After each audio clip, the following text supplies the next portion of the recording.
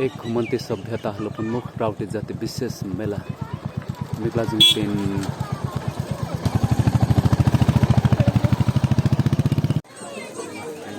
National park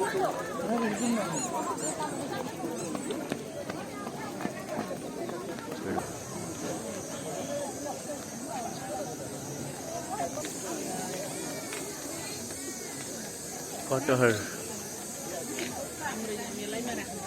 हजुर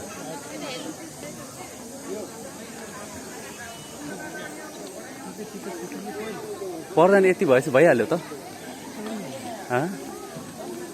ल निसलुङ park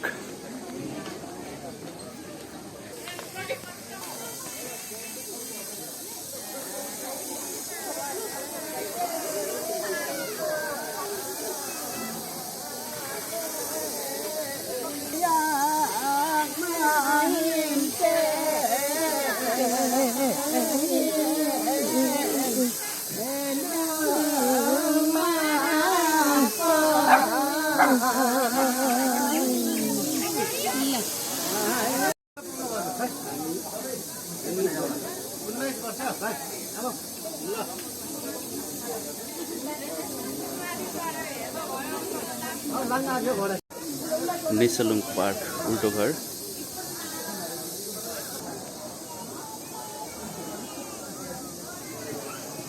प्रवेशद्वार सँगै पार्किङ क्षेत्र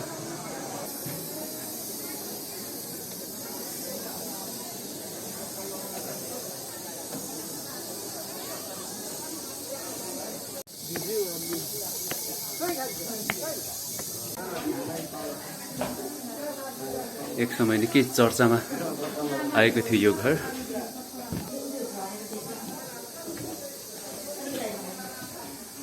ल यो बेड पनि उल्टै छ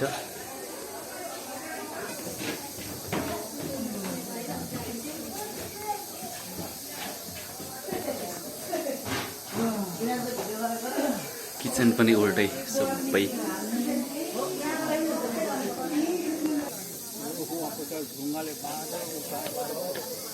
यो राउटे समुदाय पश्चिमबाट आउनु भएको छ उहाँहरूको विशेष बस्नको लागि यो टहरा बनाइएको रहेछ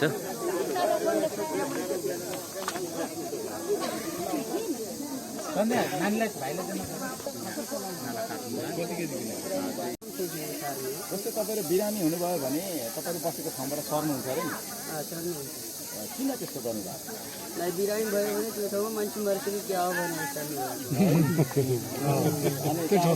अनि फेरि मान्छे मर्यो भने फेरि एउटा बस्ती सार्नुहुन्छ अनि कति हुनुहुन्छ तपाईहरु राउटेहरु अहिले कति घर हुनुहुन्छ तपाईहरु घर चाहिँ हामी त 40 वटा मात्र दसैँ तिहार चाहिँ मनाउनु हुन्छ कि दसैँ तिहार पनि बनाउँछ टिको लगाउँछ नि त लुगा चाहिँ तपाईहरु आफै सिए बनाएको कि किनेको बजारमा गज बजारमा किनेको घरमा सिलाएर लगाएको आउँदाखेरि कस्तो लाग्यो तपाईहरुलाई तपाईहरुको पश्चिम ठाउँ र यहाँ अलिकति फरक छ उता यो फरक त किन नआउने हो र त्यो सधैँ नआउने मान्छे हो नि त हामी पहिलोचोटि आएको हो नि त हामी के नामले तपाईको एकचोटि दोहोर्याइदिनुस् न यसरी निर्माण गरिएको यो राउटे समुदायबाट विभिन्न भाँडाहरू सामान राख्नको लागि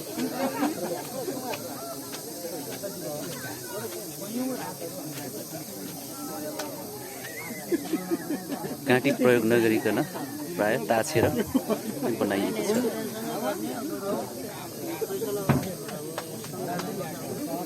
स्टल राखिएको छ यहाँ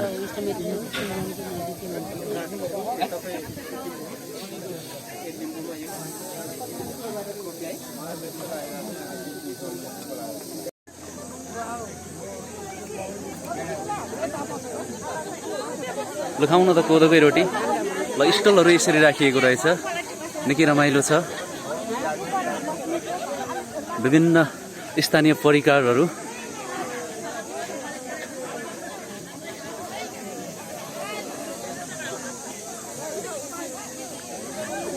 हामी नेसलुङ पार्क भित्र छौँ। ल स्थानीय परिकारहरूको स्टल रहेछ। यहाँ एकजना दिदीले कोदोको रोटी पोलिराख्नु भएको छ।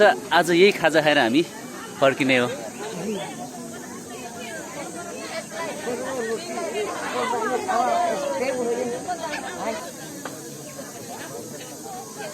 स्थानीय परिकार विशेष गरेर स्थानीय परिकारको स्टलहरू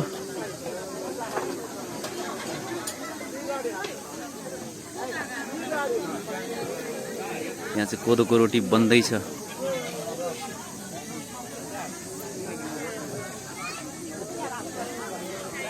पलेटी कसेर स्थानीय परिकारको स्वाद लिनेछौँ हामी।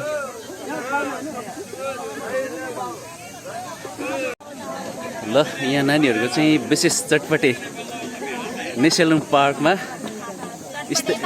स्थानीय परिकार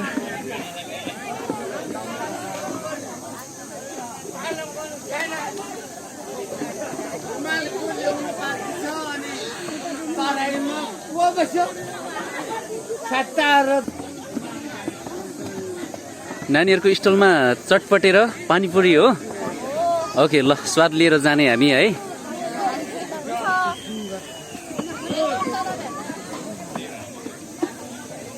रोटी खाँदैछौँ है। बाजे भनेर यता हैरान फेरि।